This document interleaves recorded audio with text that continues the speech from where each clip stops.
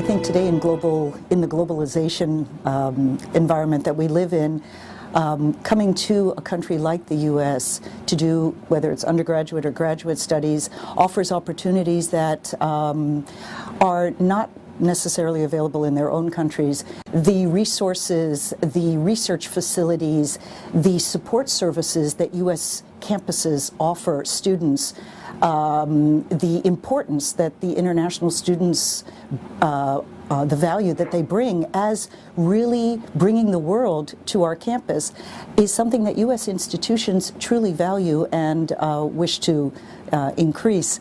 The networking opportunities that happen. Students who come from XYZ country will not only meet U.S. students, but will meet other students from around the world, perhaps from their own region that they didn't know. And bringing that melting pot of students together in one place, when they go back home, can 2, 3, 10 years down the line have an impact that is really hard to measure now, but I have heard some very successful stories of people who have connected on business, professional, diplomatic levels who actually met when they were in the U.S. studying. There's no doubt that, yes, it does cost money to come to the U.S. to study, but the beauty of U.S. higher education is that there are 4,000 plus choices. So students can really, with wise guidance, find an affordable, positive experience, and sometimes certainly with merit awards or other awards. Not necessarily full rides, but students that are in demand by schools, many schools will try to meet their needs in some way.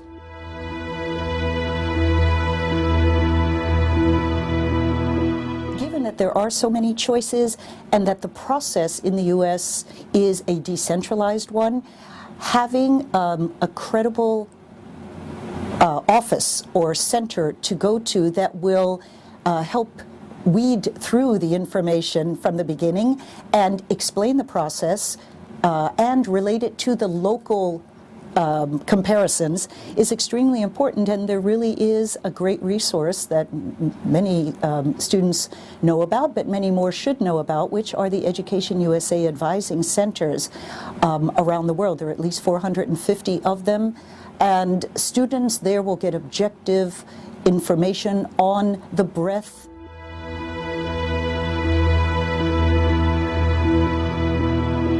because there is no centralized body that controls the way universities do their process.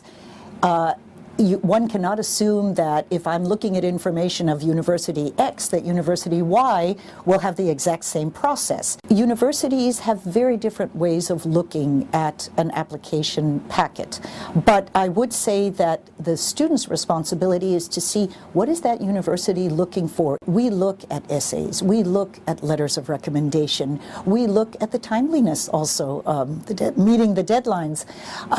We look at the way the student communicates with us.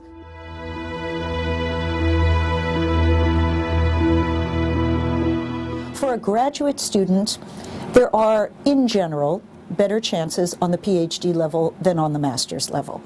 But one cannot assume that it's just because I'm a PhD candidate that I'm going to get money. Is there a good research academic fit between my goals and the department's goals? Connecting with faculty from the very beginning as well as the admissions office is extremely important and could kind of turn on a little light bulb somewhere in the department to say, this student is worth looking at, let's hear more.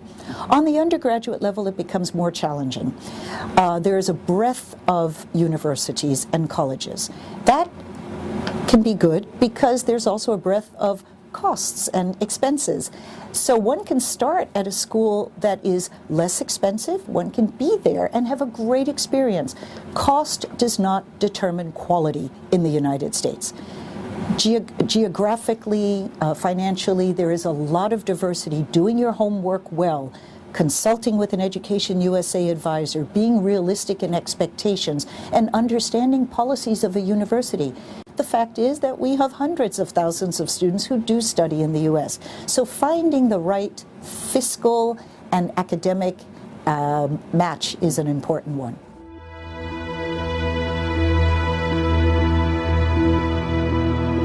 We make sure to include in every single piece of information on our website, on our in our publications, on our emails that we send to students, that the best place to go for both pre-admissions and pre-departure and visa information is the Education USA Center in their area. Educational advising centers offer pre-departure sessions, many times have excellent working relationships with the visa consular officers who attend those pre-departure sessions and offer briefings to the students. So I would strongly recommend to students that, yes, students can get visas, student visas, if they do the process in the right way, have the right documentation to know how that process works and what they need to bring to the interview. They should visit the Education USA Advising Center before making that appointment.